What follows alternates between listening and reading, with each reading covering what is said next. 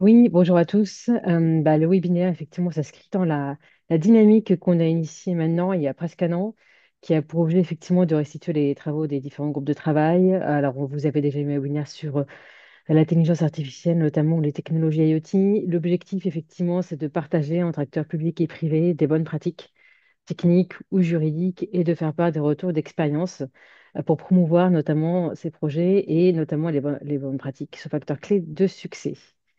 Donc l'affiche qu'on va vous présenter aujourd'hui, vous l'aurez bien entendu à disposition sur le site Afranum. Donc ce qu'on va s'attacher avec Pierre-Yves, c'est plus de vous véhiculer les principaux messages que vous faire ressortir donc des modèles économiques et contractuels et bien entendu après de laisser Michel Ballereau, qui est directeur du syndicat mixte SM Numérique, nous faire un retour d'expérience sur le projet qu'il a attribué en 2024 pour nous expliquer les modalités de conception et de mise en œuvre. Parfait. Euh, Très bien, merci. Bonjour à tous. Alors, avant de faire une présentation rapide de ces modèles économiques de territoires connectés, donc qui sont des projets qui mettent en œuvre des objets communicants, il faut rapidement faire un survol des composantes d'un projet de territoire connecté. Donc, il y a un premier type de composantes qui sont la plateforme de données, avec au niveau supérieur des plateformes de données, donc les logiciels qui vont permettre de restituer, d'exploiter la donnée issue de ces objets communicants, et à un niveau intermédiaire, des plateformes qui vont permettre de gérer, d'administrer la donnée, de la stocker localement sur le territoire et de s'assurer de jouer un rôle en fait de gendarme de la donnée dans le territoire, gendarme au sens RGPD du terme. Enfin, il y a la couche socle de ces projets de territoire connecté, qui est la couche essentielle dans la partie économique. C'est la couche qui est constituée par l'infrastructure, c'est-à-dire les objets communicants eux-mêmes. Il peut s'agir de compteurs d'eau, de compteurs d'actuateurs pour allumer et éteindre l'éclairage public ou de détecteurs d'ouverture dans les bâtiments publics. Donc il y a ces objets communicants eux-mêmes qu'il faut connecter et connecter à un réseau. Donc, parce que ces objets n'utilisent pas, n'ont pas les mêmes caractéristiques qu'un réseau télécom classique tel qu'il en faut, on en utilise pour le téléphone. Donc, un réseau dédié aux objets communicants, il est constitué d'abord d'antennes qu'installées sur des points hauts ou sur le territoire, d'un cœur de réseau qui va permettre de gérer les transactions de communication entre les objets et puis faire passer et transiter cette donnée. Et enfin, un service d'exploitation, supervision qui s'assure au quotidien de la performance de la bonne communication. Alors, si on vient maintenant à l'aspect suivant, c'est qui sont les initiateurs de ces projets de territoire connecté? Ben, en fait, il y a deux types d'utilisateurs. Il y a l'utilisateur métier d'abord. Ça va être le service des eaux, ça va être les responsables de l'environnement propreté, ou ça peut être la sécurité, la police municipale, qui ont un rôle et qui initient ces projets dans un but d'utiliser la donnée pour leur usage métier. Et puis, il y a l'aménageur numérique du territoire, donc qui a un rôle plus politique, où on va s'assurer que la bonne utilisation et du développement de l'attractivité du territoire via le développement des infrastructures numériques. Alors, ce type de projets, ils vont être de trois natures. Il y a des projets qui sont initiés par un service public local. Typiquement, c'est les projets où on va avoir une régie des eaux qui, par exemple, va déployer, comme ça a été le cas au Havre il y a une dizaine d'années, où la régie des eaux, sur 200 000 compteurs, fait et déploie un réseau dédié au télérelevé de ces compteurs d'eau. On est dans une logique d'avoir un utilisateur métier et qui a un usage qui est le télérelevé de l'eau. Et la logique économique, c'est vraiment l'eau paye l'eau, comme dit l'adage, c'est-à-dire que le réseau et les composants du sous-projet sont exclusivement dédiés aux besoins de ce service public local. On a des types de projets qui sont menés par des métropoles, des grandes agglomérations, des intercommunalités, qui vont avoir une logique de mutualisation un peu plus avancée. L'exemple de ces projets, ce sont les projets de Smart City qui ont été menés par Nancy, par exemple, ou plus récemment par Angers, où on va avoir plusieurs usages, l'éclairage public, et puis on va agréger d'autres usages, l'eau, la surveillance des bâtiments, des ouvertures de bâtiments, grâce à ce réseau qui a été déployé. Et enfin, on a des grands projets qui sont déployés à l'échelle d'un département où on va avoir, dès l'origine du projet, fédéré un usage pour de multiples collectivités sur ces territoires. C'est des projets qui ont été menés à l'origine au départ, par exemple, par le département de la Loire. Et puis, on va avoir l'exemple de l'Essonne qui va nous être détaillé dans un instant. Si on peut avancer. Et donc, en termes de modèle économique de ces projets, ce qu'il faut avoir en tête, c'est évidemment un tel projet de déploiement d'objets connectés à l'échelle d'un territoire. Ça porte des coûts et ça génère des bénéfices, un dividende pour la collectivité et pour le territoire. Donc, ces coûts, qui soient des coûts d'investissement ou de fonctionnement, ils vont être supportés directement ou indirectement par l'utilisateur métier de ce projet, avec une contribution, un support financier qui peut être fait par l'aménageur numérique du territoire. Les coûts, la logique d'un projet de territoire connecté, il y a trois mots-clés qui vont permettre de rendre ces coûts supportables et d'avoir une logique de modèle économique. Il y a la logique de massification, de standardisation et de mutualisation. La massification, c'est-à-dire qu'un projet de territoire connecté, il s'entend avec des nombreux objets qui doivent être connectés. Et c'est pour ça que souvent ces projets de territoire connecté vont nécessiter d'embarquer le compteur d'eau dans leur projet, parce que c'est le seul objet où on peut parler de centaines de milliers d'objets d'objets communicants à l'échelle d'un département, et ça donne la massification qui est nécessaire à l'équilibre économique souvent du projet. La standardisation est importante parce que multiplier les protocoles de communication, c'est multiplier les coûts et les risques sur le projet. Aujourd'hui, il y a un protocole qui s'impose, qui est le protocole LoRa, et qui permet d'assurer l'équilibre économique de ces projets. Et enfin, la troisième chose qui est importante, c'est la logique de mutualisation. Mutualisation des coûts, donc il y a des regroupements d'achats au niveau du territoire via une maîtrise d'ouvrage unique qui permet d'avoir une meilleure mutualisation et un optimum économique des projets avec des bénéfices qui vont se faire d'ordre financier, diminuer les coûts d'exploitation, les coûts de fonctionnement des différents services publics, un bénéfice sociétal, on va avoir des abonnés, des usagers mieux informés, mieux impliqués dans le projet, et puis bien sûr un bénéfice et des bénéfices environnementaux, au sens où on va avoir réussir à diminuer l'impact écologique, l'empreinte environnementale du territoire et des collectivités qui sont présentes sur ce territoire, également mieux préserver les ressources naturelles telles que l'eau, la biodiversité, grâce à ces différents projets de multiples natures menés par dans le cadre d'un projet global de territoire connecté et durable. Et donc, ça, c'est l'aspect direct sur la partie modèle économique qui vous sera détaillé dans la fiche de synthèse qui a été issue de ce groupe de travail que nous avons piloté avec Audrey. Tout à fait. Je précise par ailleurs que la fiche est dès à présent en ligne sur notre site. Je vais essayer de vous mettre un lien dans le chat pour que vous puissiez voir l'information complète.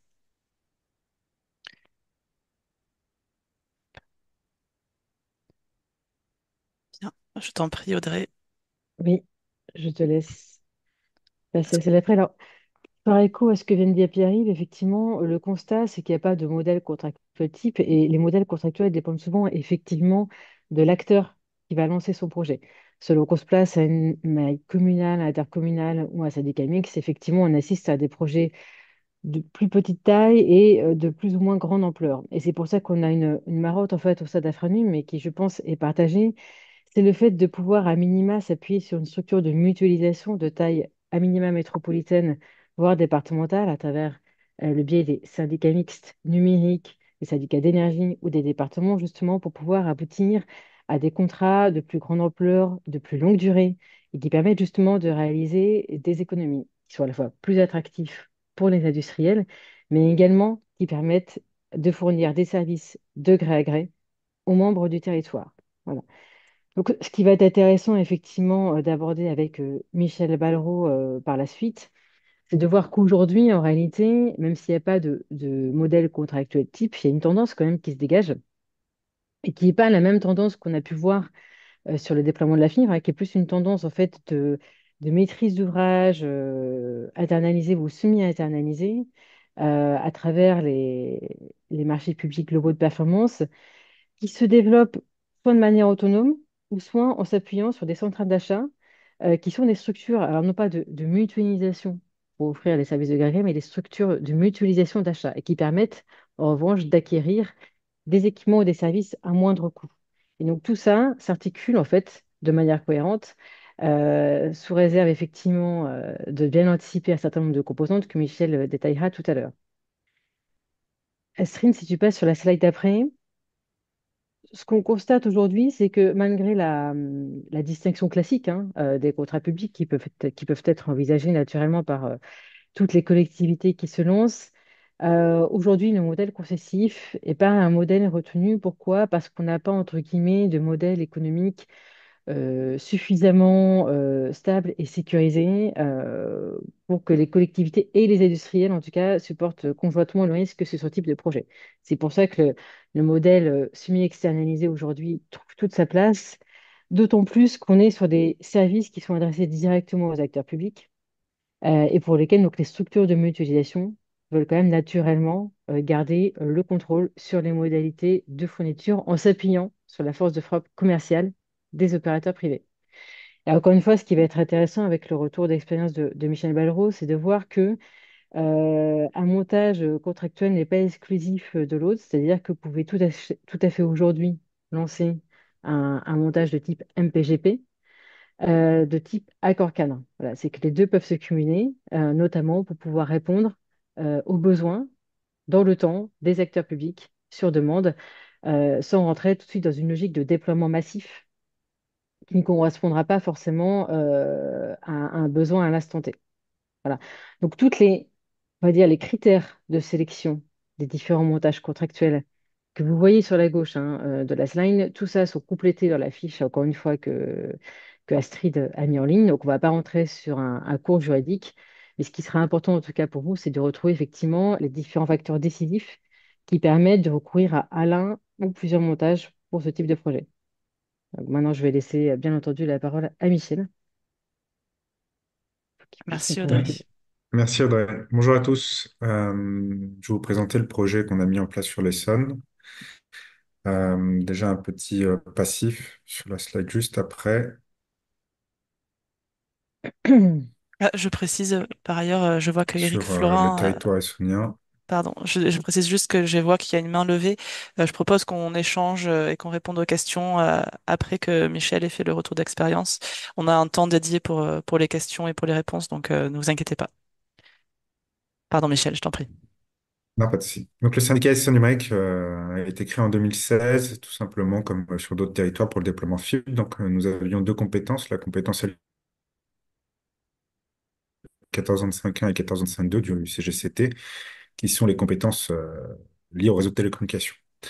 On a pour adhérents donc historiques le département et les EPCI du Sud qui nous permettent de déployer la fibre. Et on a comme sponsor, c'était l'Agence du numérique qui est devenue la NCT pour le financement et la région Île-de-France pour le déploiement fibre. Donc c'est là notre origine et vraiment le principe, c'est qu'on a un syndicat numérique, comme il y en a plein d'autres en France, sur le déploiement fibre. Je peux passer, voilà. Donc ça, c'était nos deux compétences. Ce déploiement fibre depuis 2016, on l'a bien avancé. On est arrivé jusqu'en 2022 où on a eu un taux de couverture qui était quasiment 100%. Donc, on a défini une nouvelle ambition qui était de développer un catalogue de services numériques. Alors, comment on en est venu? En 2019, on a lancé un SDUN, un schéma directeur d'usage et services numériques ou schéma de développement d'usage et services numériques ou encore schéma départemental. Ce SDUN, il avait une partie audit, donc on a fait un point sur le territoire, tout ce qui est lié au numérique, de manière assez large. On a défini différents modèles de gouvernance et surtout 15 fiches projets. Ce SDUN, il était intéressant sur le fait d'avoir un audit du territoire. Il a été tout de même un défaut, c'est que finalement 15 fiches projets, on est passé dans le santé numérique, dans l'éducatif numérique, dans l'économie numérique, sur plein de thématiques liées au numérique. Et donc, c'est parti un peu trop dans tous les sens, qui a été un peu un ralentissement sur le fait de se focaliser sur un périmètre précis. En plus du Covid, on est arrivé en 2022. En 2022, on a défini un périmètre technique, donc très clairement sur quoi on se focalise. Est-ce qu'on fait la santé? Est-ce qu'on fait la transition écologique numérique? Voilà, quel est le périmètre technique proprement dit et le périmètre stratégique. On a mis en place une organisation humaine en adéquation, c'est-à-dire que historiquement, on avait un passif sur le déploiement fibre des câbles, tout simplement, même pas le volet activation qui était lié à un exploitant de réseau, donc c'était vraiment purement tirer des câbles passifs. Donc il fallait effectivement une nouvelle organisation avec de nouvelles compétences sur ces nouveaux périmètres techniques. Sur l'aspect juridique, je dirais statutaire, c'est un point important. Nous, on est une structure de mutualisation, on a un syndicat mixte ouvert, donc en fait, on a créé une nouvelle compétence, en plus des deux précédentes, qui est une compétence générale. Donc la compétence générale, elle ne fait pas référence précisément au CGCT, c'est une compétence qui est vraiment générale, comme les collectivités, elles sont compétentes pour les ressources humaines et dans le recrutement des ressources humaines dans leur collectivité, elles sont compétentes pour équiper leurs agents de l'équipement informatique. Les collectivités sont aussi compétentes pour développer l'usage des services numériques au sein de leurs compétences. Et donc, nous, on a créé une nouvelle compétence qui définit que le syndicat devient maître d'ouvrage pour la mise en œuvre d'une stratégie commune pour le développement des services numériques. Donc, tout ce qui peut être commun à travers ce transfert de compétences, on devient compétent. Et c'est vraiment notre axe de mutualisation collectivité qui transfère la compétence et donc d'être propriétaire, maître d'ouvrage, comme c'était le cas pour le déploiement. Et en 2022, on a rédigé les pièces de marché, les pièces d'un MPGP, un marché public global de performance de 90 millions d'euros, dont on a lancé la consultation en 2023.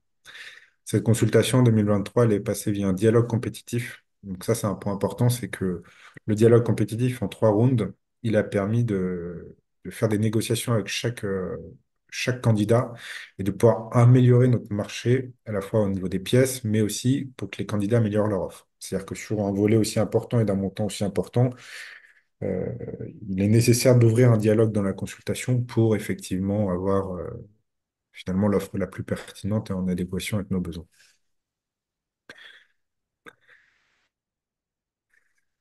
Du coup, en termes de périmètre, s'est focalisé sur quoi? On s'est focalisé sur 4 axes. Les services de télécommunication. Donc, en fait, on a fait de la fibre passif. On nous va, sur la couche au-dessus, on va faire de l'actif. C'est-à-dire que on se met aux côtés des opérateurs commerciaux. On installe nos propres équipements dans des data centers. On prend des liens d'opérateurs. On met nos propres équipements dans les NRO et on va installer nos propres box dans les sites publics.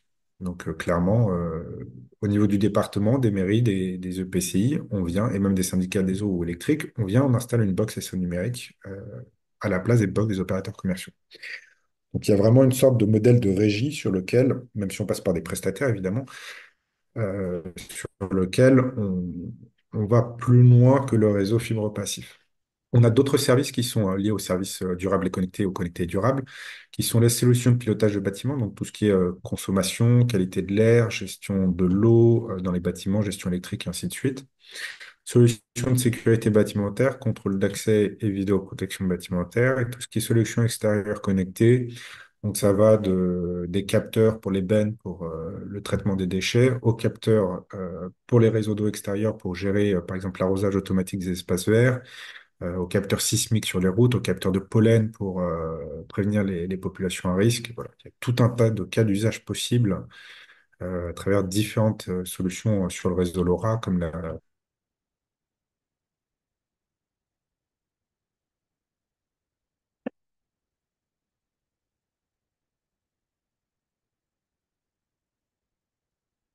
Michel,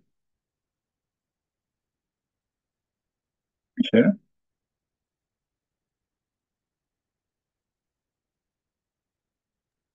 On a perdu l'audio de Michel. sa souris bouge, par contre, on ne voit plus.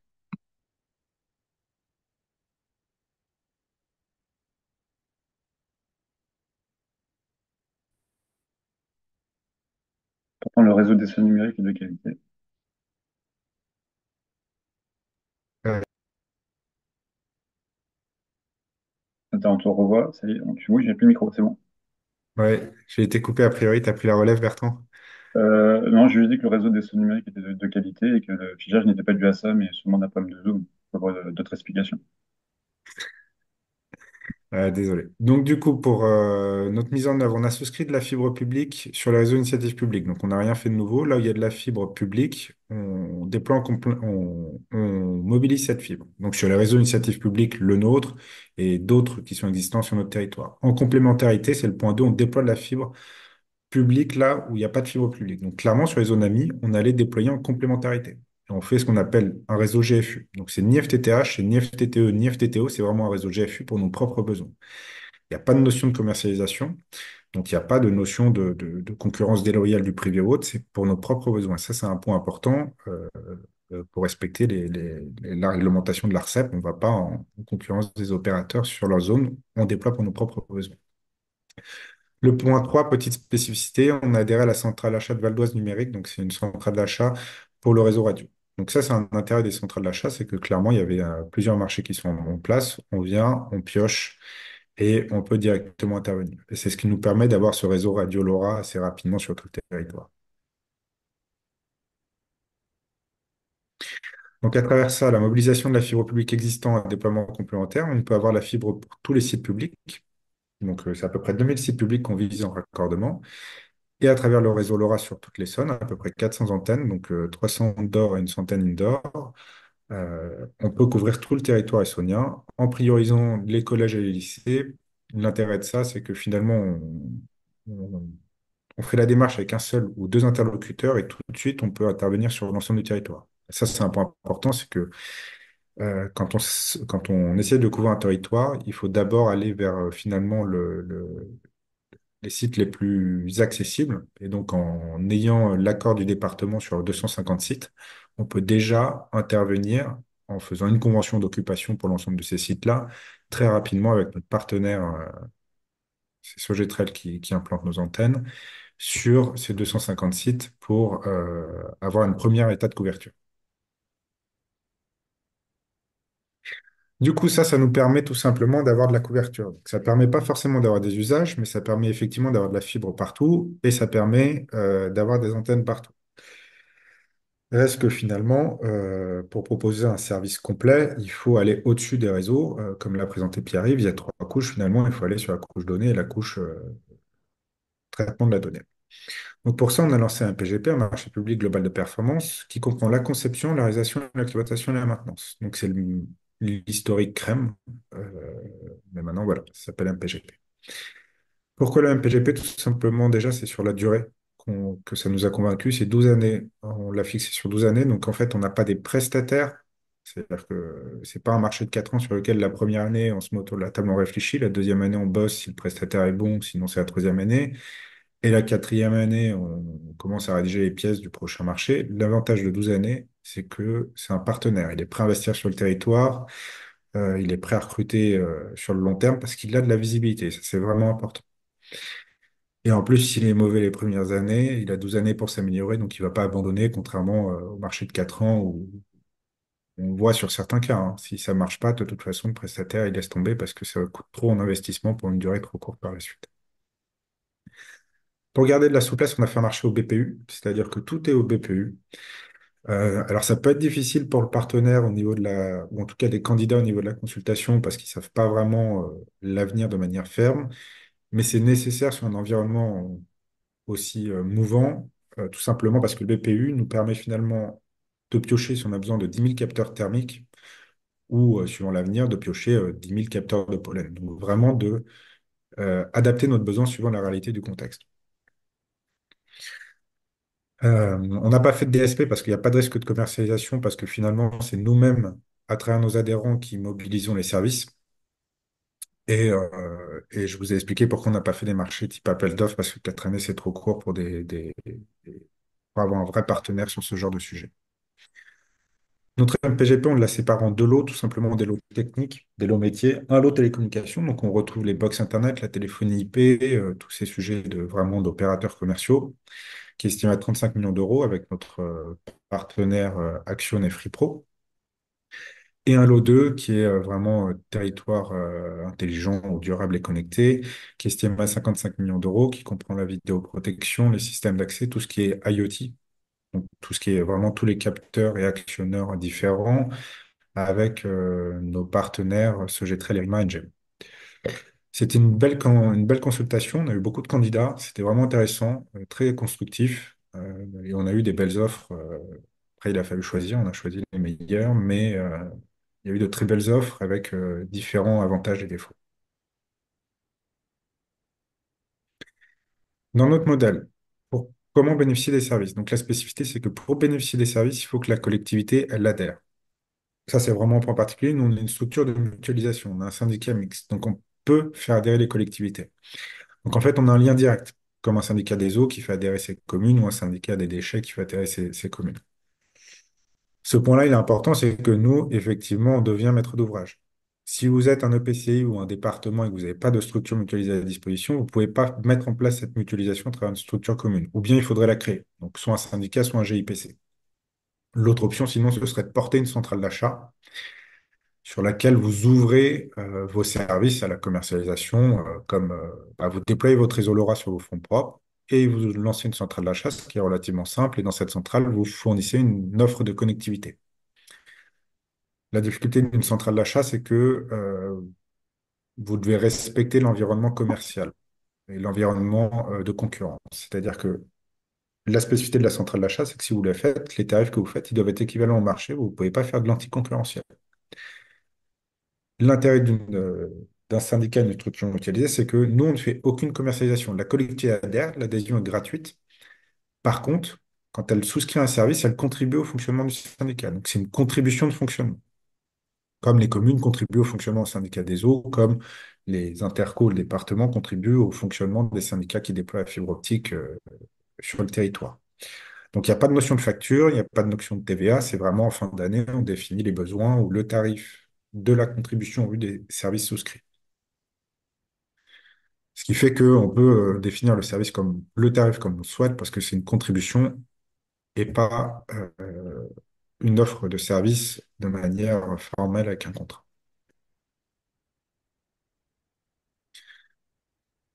Et du coup, je vais vous envoyer sur le chat pour vous présenter. C'est que je vous ai présenté le modèle. Donc, on souscrit de la fibre sur les RIP, on déploie en propre à travers des marchés de travaux là où il n'y a pas de fibre publique. On passe par la centrale d'achat du Val d'Oise pour le déploiement des antennes. Et on a un MPGP en deux lots pour mettre en place les services sur ça. La difficulté, c'est que autant le modèle, nous, on le maîtrise, il est clair, autant quand on s'adresse à des collectivités, ça peut être très vite confus.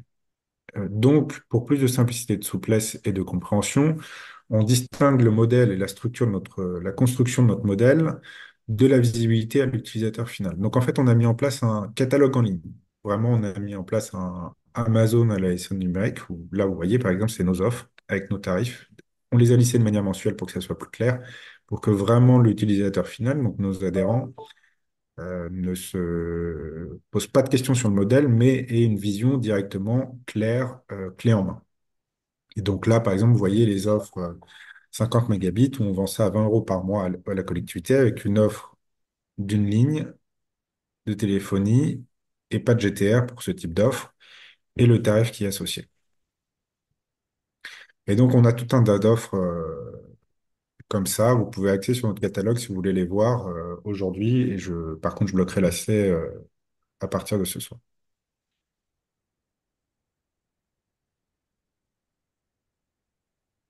On est exactement dans les temps et je pense qu'il y a des questions. Je voyais qu'il y avait des mains levées tout à l'heure. Donc n'hésitez pas. Hop, je vais essayer de donner la parole peut-être à Eric et sinon je laisserai réagir aussi les autres panélistes. Alors, Oui. hop, voilà. Je vois Alexandre Rottier, je vous en prie. Normalement, je vous ai donné l'accès. Ouais. Est-ce que vous m'entendez? Oui, Super. Alors, merci beaucoup pour la présentation. Déjà, c'était très intéressant et très dynamique. Moi, je m'interrogeais sur les services à la carte, effectivement, que vous évoquiez dans votre schéma. Est-ce que vous pouvez revenir très rapidement sur la manière dont ces services à la carte sont payés par les collectivités adhérentes? J'ai pas très bien compris comment vous arriviez finalement à faire passer ces services à la carte en dehors des contributions d'adhésion prévues, si j'ai bien compris.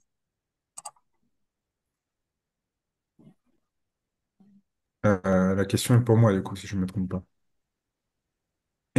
Du coup, on a un projet au global sur 12 années, je ne l'ai pas précisé, c'est 154 millions d'euros.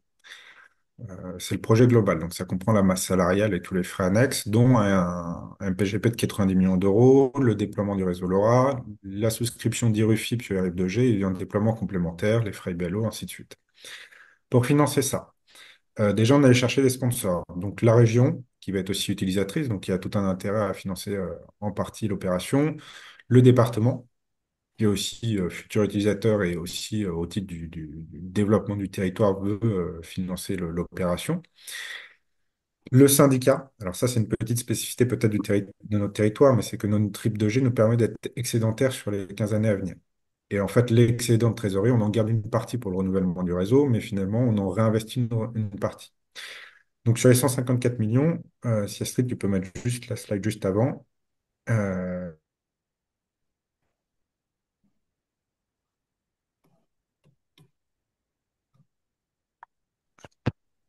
Est-ce qu'on les... attends, je vais pas partager. C'est mieux si je partage. Voici celle-ci. Une nouvelle coupure de Michel. Ouais, Oui, effectivement. excusez-moi, c'est revenu? Oui, oui, Excusez-moi. Donc en fait, le tarif que vous voyez barré, c'est le coût que ça nous coûte. Donc c'est ce qu'on a lissé, ce qu'on a évalué. Euh, on en finance une partie avec l'aide de la région, l'aide du département et notre excédent de trésorerie. Le reste à charge, c'est les 20 euros par mois à la collectivité. C'est le tarif qu'on affiche par mois pour que ce soit plus clair à la collectivité. Mais la collectivité, on lui fait un appel de contribution de fonctionnement, soit semestriel, soit annuel, suivant le besoin. C'est-à-dire que exactement pour la fibre, exactement le même principe que pour la fibre, nous, on a la compétence L1425-1 pour le déploiement fibre. Les EPCI financent la contribution du fonctionnement à hauteur, on a défini ça par nombre de prix sur le territoire. Donc, plus le PCI a de logements fibres, plus elle contribue à la masse salariale du syndicat. Et pour notre nouvelle compétence, c'est plus la collectivité souscrit des services. Donc, si elle prend 10 services 50 mégabits, on sait que son contribution de fonctionnement à la fin de l'année, ce sera 10 fois 20 euros par mois, fois 12 du coup. Ok, Et c'est vraiment une contribution de fonctionnement. Donc, on fait un titre, on a délibéré sur ces contributions et on fait un titre auprès de la collectivité. très bien. Ouais, merci beaucoup. C'est plus clair. Merci beaucoup. parfait. Il n'y a vraiment pas de facture, il n'y a pas de TVA, il n'y a pas de tout ça, et on veut éviter ça parce que s'il y a une facture, c'est qu'on est une centrale d'achat, ce qu'on pourrait faire, hein. On s'est dit par exemple pour les hôpitaux qu'on ferait, s'il y a un besoin, à travers la centrale d'achat pour raccorder les hôpitaux parce qu'ils ne peuvent pas adhérer parce que ce n'est pas une collectivité territoriale. Mais donc il faudra une facture, il faudra que les tarifs ils soient équivalents au marché. On ne pourra pas vendre une offre GTR 4 heures 100 mégabits garantie à 50 euros un hôpital à juste titre parce que les opérateurs commerciaux vont nous dire c'est de la compétence, c'est de la concurrence déloyale parce qu'en fait, vous dopez l'offre en la finançant en partie. Ouais, Donc, on devrait la faire au prix du marché ou en tout cas justifier pourquoi on l'a fait à tel tarif auprès de la Cour des comptes ou à quelqu'un d'autre sur la base des coûts et d'une marge permettant de recouvrir l'offre. ok. Merci beaucoup. Très clair. Je crois que je vais donner la parole à Pierre Borda.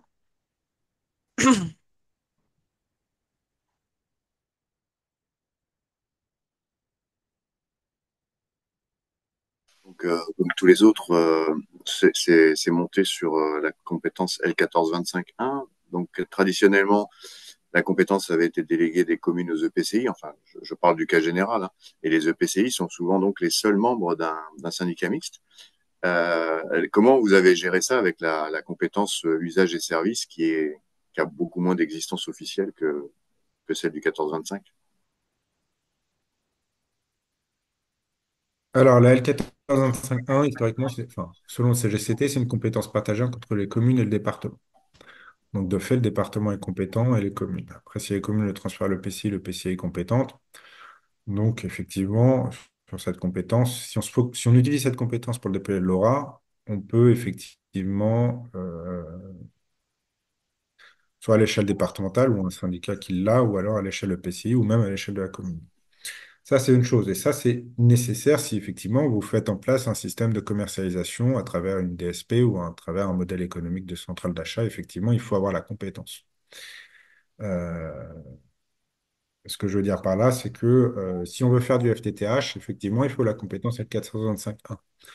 Si vous voulez déployer de la fibre pour vos propres besoins, c'est-à-dire vous êtes un EPCI, vous avez transféré la compétence L1425-1 à un syndicat numérique, mais vous dites que vous voulez faire votre propre interconnexion des sites publics sur votre territoire, c'est de l'interne, c'est du GFU. Donc ça, vous pouvez le faire. C'est le même principe qu'on applique sur le LoRa.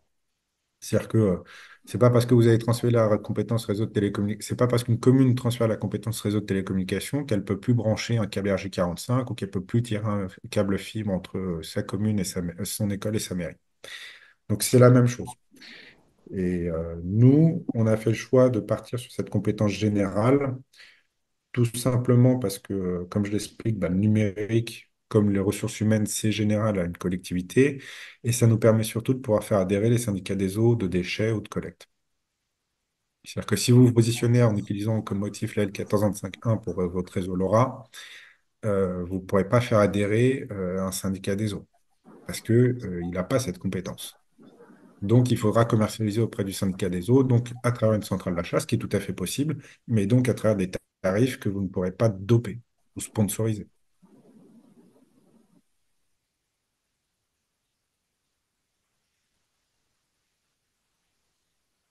Et Pierre, il n'y a pas de réaction. Non, non, parfait, ouais, ouais, Ouais, merci. très bien. Bravo.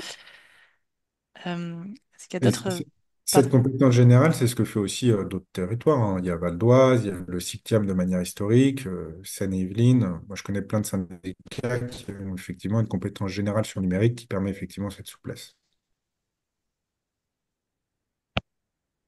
Très clair. Est-ce qu'il y a d'autres personnes, peut-être dans le public, qui ont des questions? N'hésitez pas à lever la main ou à utiliser le bouton Q&R pour poser vos questions à l'écrit, si vous n'êtes pas en capacité de faire marcher l'audio.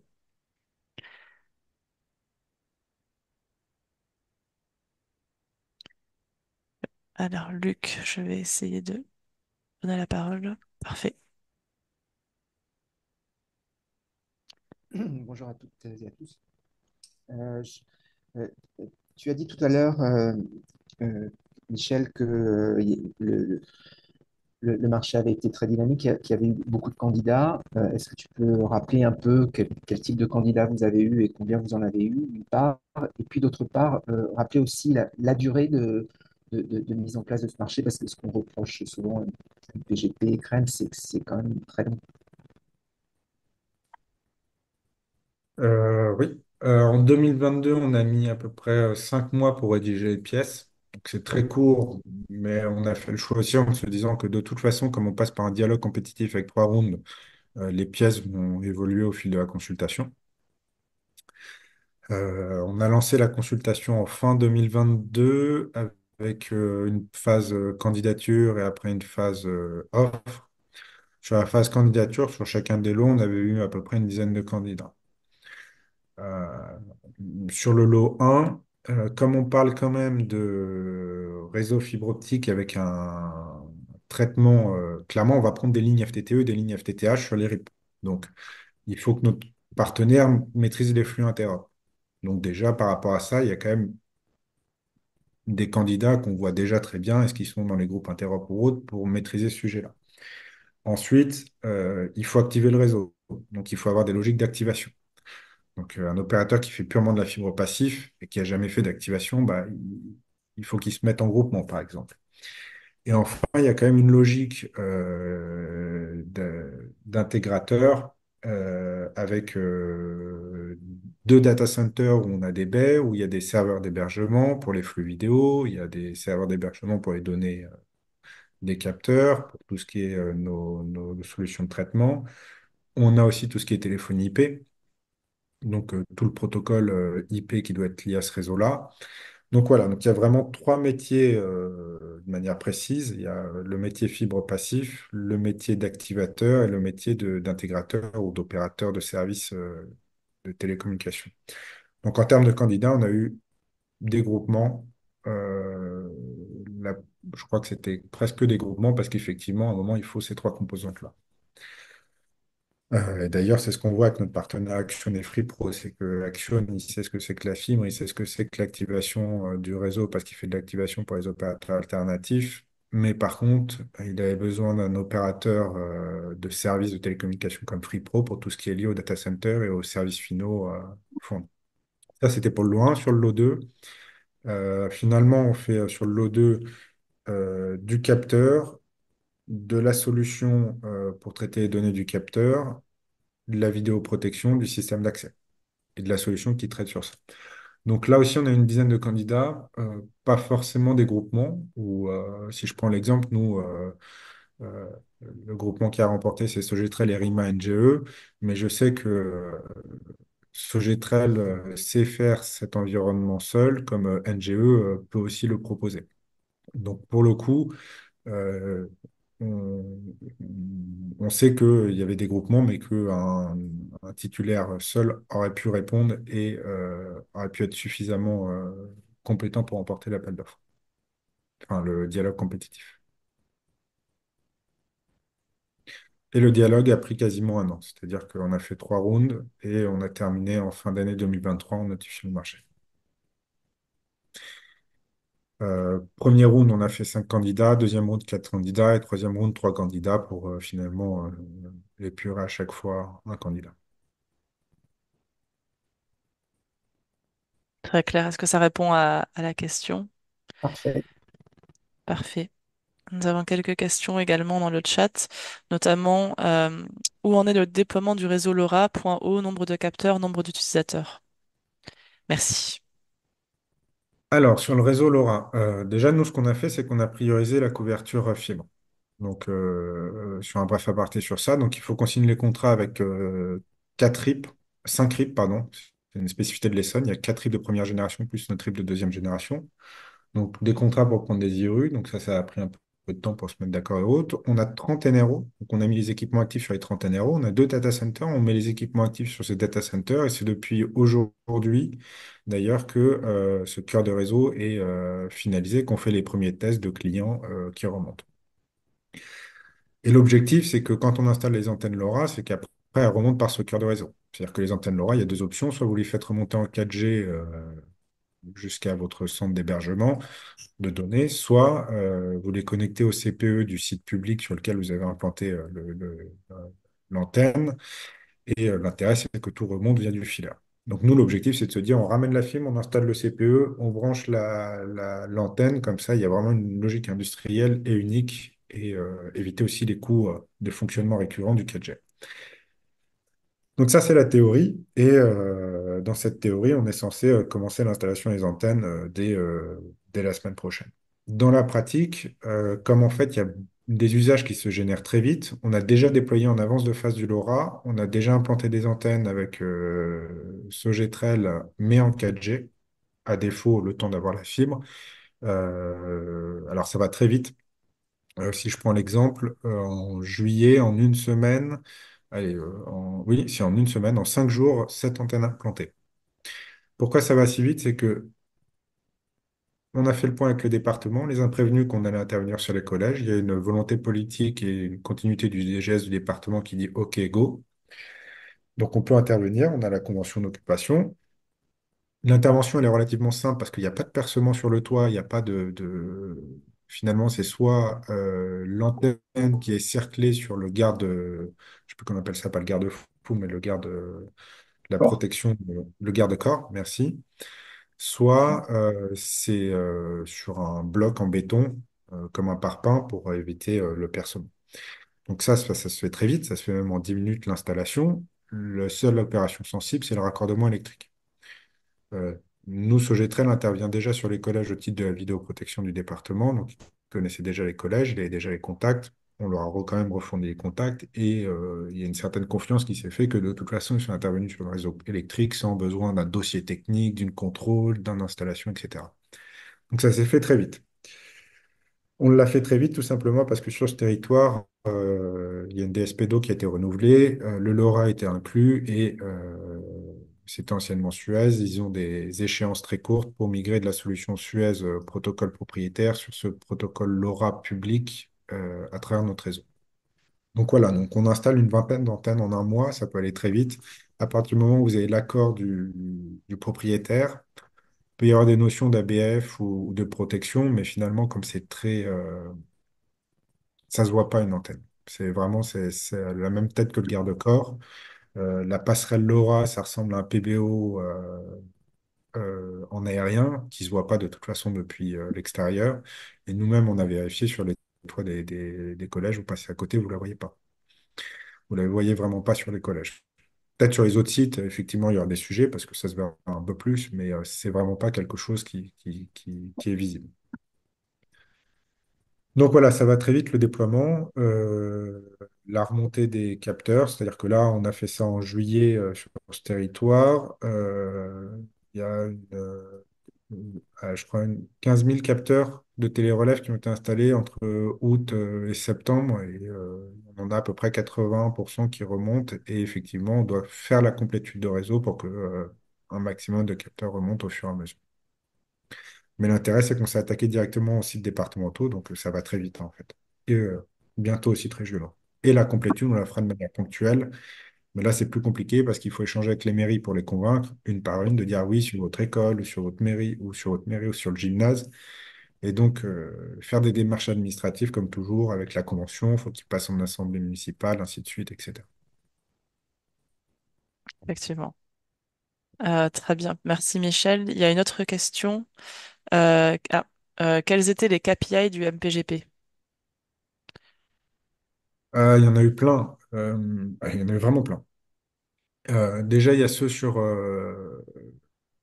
alors, je vais plutôt appeler ça les critères de performance en France, avec un bonus, du coup, pour le candidat, pardon, pour le titulaire. Il y en a sur la durée.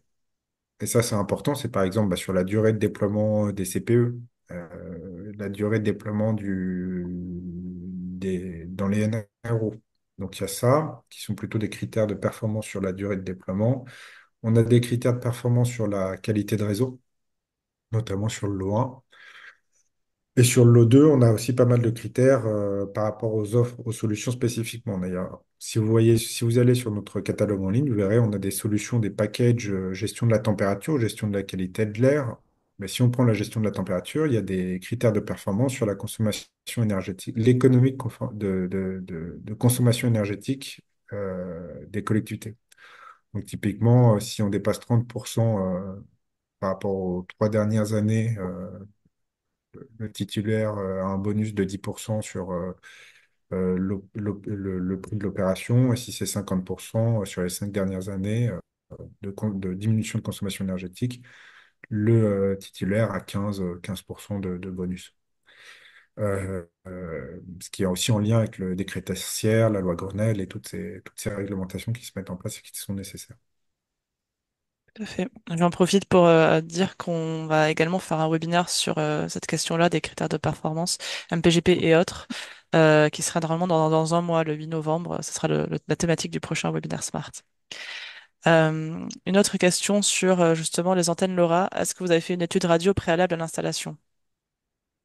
Alors, on en a fait une, plus sincèrement, c'est le Val d'Oise qui en a fait une à l'échelle régionale. Euh, C'est un intérêt, et puis d'un autre côté, de manière réelle, pour moi, ça n'a pas d'intérêt à date. Pourquoi? Parce que dans mon opération, je me dis de toute façon, le LoRa, ça coûte pas cher.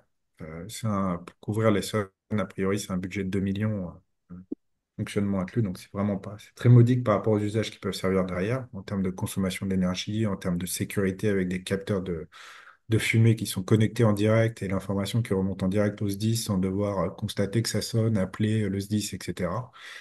Donc vraiment une efficience énorme. Euh,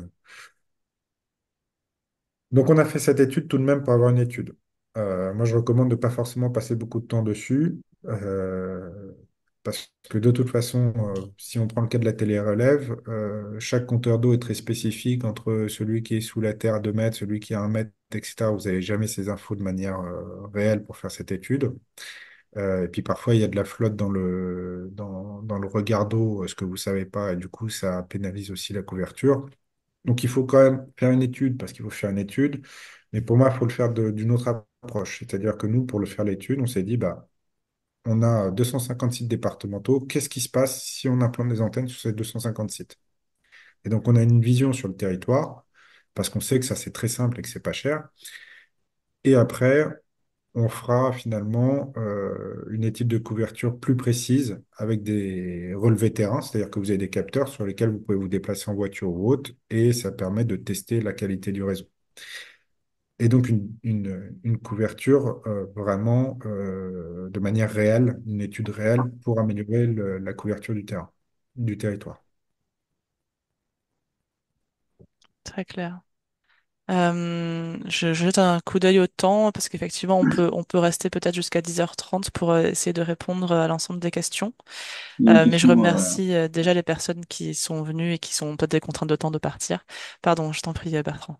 il y avait une question sur justement la partie ondes et autres. C'est un vrai sujet qu'on a sur de nombreux projets. Je pense qu'il d'ailleurs faudra peut-être qu'on fasse un petit point là-dessus au sein de la commission. Alors c'est vrai que Michel tout à l'heure parlait pas mal d'antennes. On se rend compte aussi que dans la communication, alors là, il y a vraiment la passerelle en tant que telle, et puis après euh, il y a une antenne physique, mais qui ressemble plus à un sabre laser pour les fans de Star Wars. Donc c'est vrai que c'est pas, alors il est pas lumineux, il est blanc, mais voilà, c'est assez discret.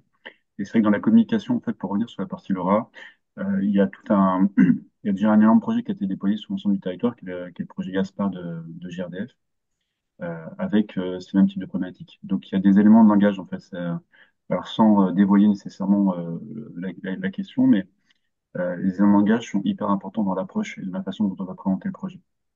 C'est vrai que avec quelques éléments assez simples, hein, d'expliquer que une passerelle LoRa, c'est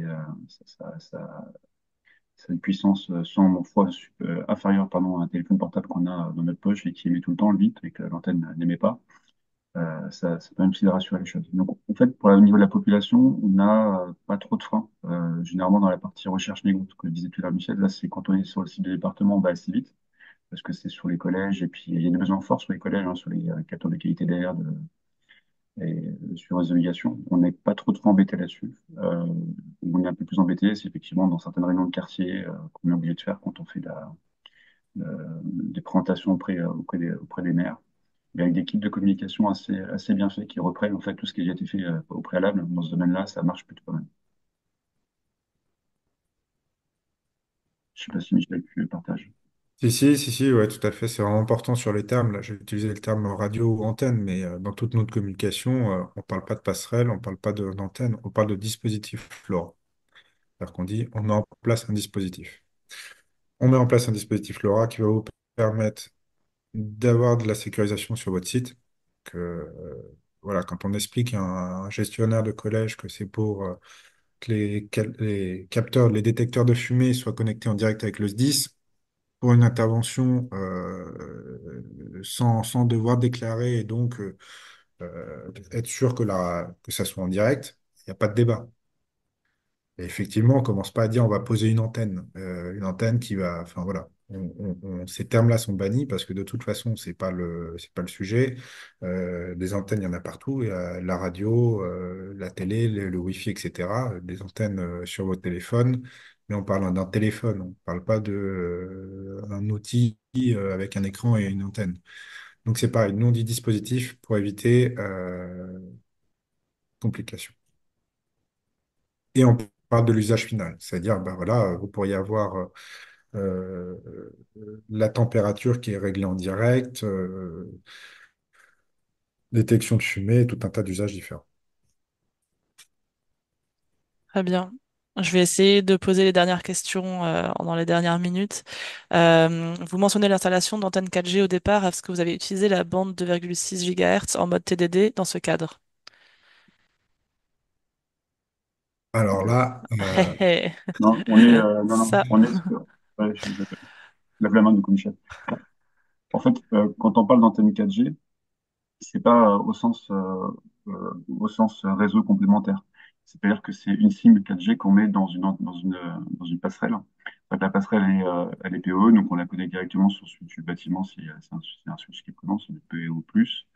Et pour des questions de facilité, des fois, soit d'ailleurs pour rentrer sur le réseau et créer un VPN qui va être sur une collectivité, des fois, c'est pas toujours simple.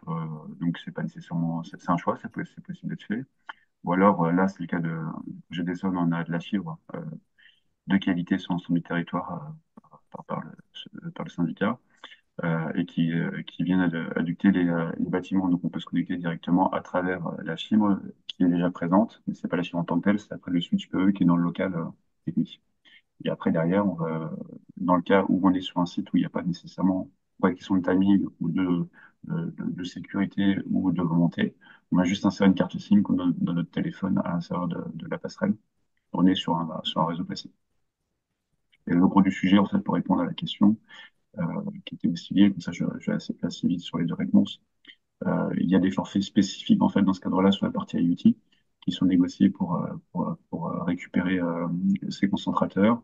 Et pour la partie fourniture d'énergie, qui est la question qui a été posée, il y a deux cas.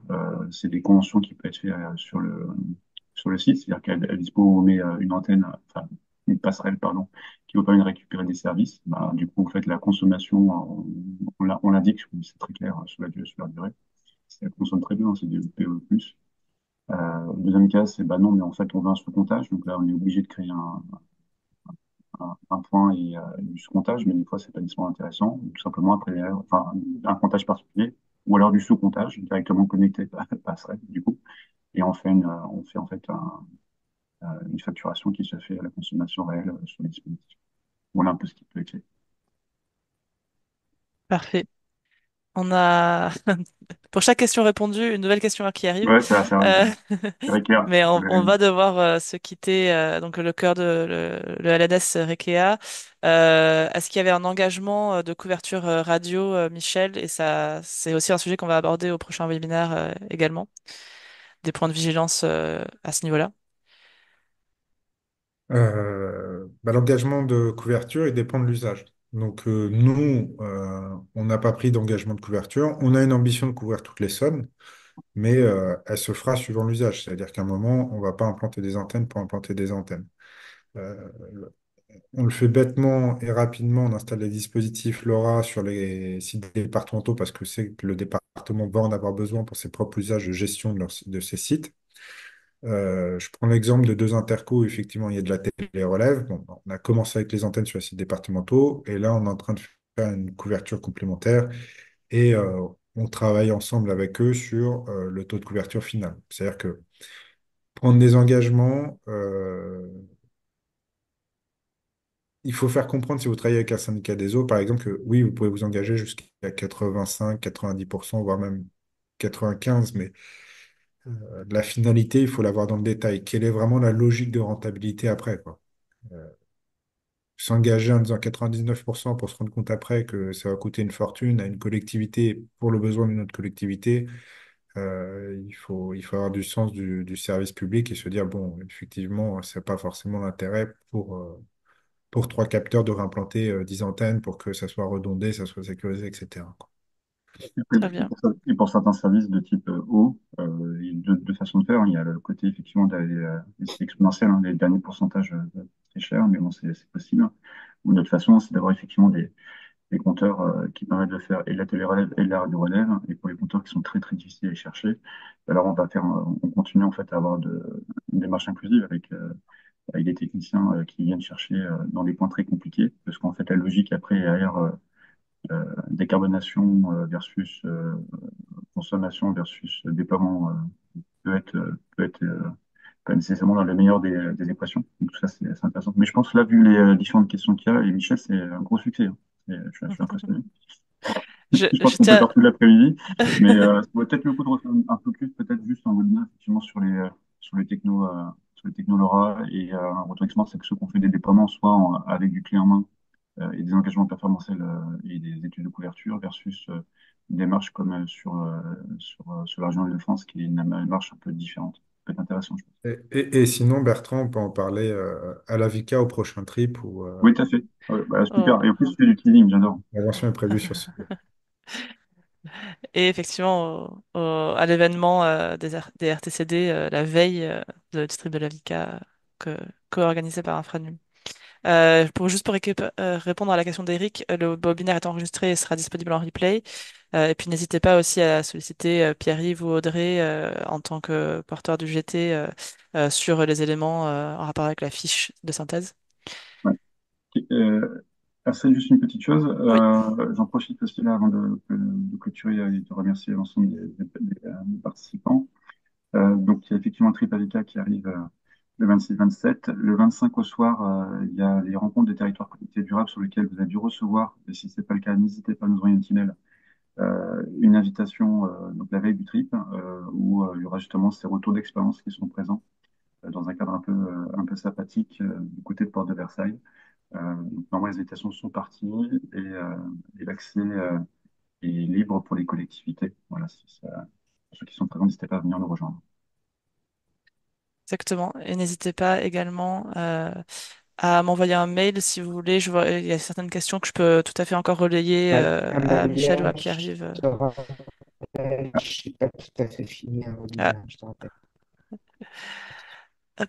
Comme je le disais, donc n'hésitez pas à me solliciter pour que je relaie les questions à Pierre-Yves ou à Michel ou à Audrey dans la suite du webinaire. Et je vais laisser la parole à Bertrand pour clôturer. Alors déjà, vraiment désolé pour le retard et la logistique numérique. Pour les premiers qui sont ma chaussée, je peux me connecter et je sais qu'Audrey a fait une super introduction de qualité.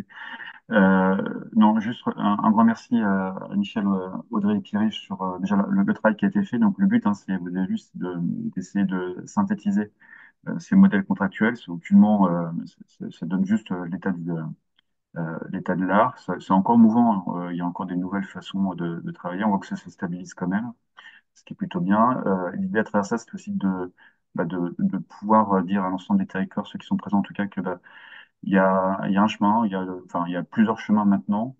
Il y en a certains qui ont déjà essayé et qui se sont lancés avec des fois quelques écueils. Et le but, c'est de partager aussi avec eux à travers à travers ces fiches.